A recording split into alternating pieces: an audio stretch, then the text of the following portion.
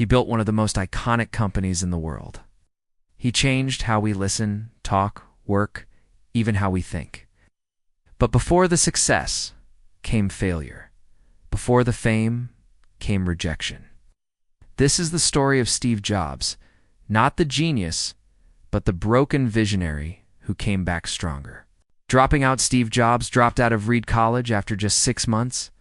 He had no degree, no plan, just curiosity. He slept on friends' floors, returned Coke bottles for money, and wandered through life. But he didn't stop learning.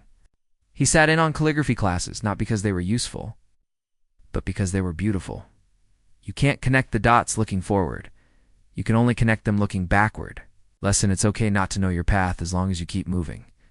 The second failure, fired from Apple in 1985, Jobs was fired from the company he co-founded. Imagine being rejected from your own creation. He was 30, depressed, embarrassed, but he called it the best thing that ever happened. Why? Because it freed him to start again. He founded Next and Pixar both became giants. Getting fired from Apple was the best thing that could have ever happened to me. Lesson: rejection is not the end. It's often the beginning of your greatest chapter. The third failure. Next's. Flop Next was beautiful, expensive, and a business failure. The computers didn't sell, the market didn't care, but the software inside Next. Years later, it became the foundation of macOS, the heart of every Apple device today. Lesson: what fails today may power your future tomorrow. The silent struggles, ego, and illness. Jobs was brilliant, but difficult. Many said he was arrogant, controlling, cold. He pushed people too far. He had to learn humility, teamwork, and trust. Then came the biggest fight: cancer. He battled for years, hiding pain behind product launches. But even then, he focused on building, not breaking.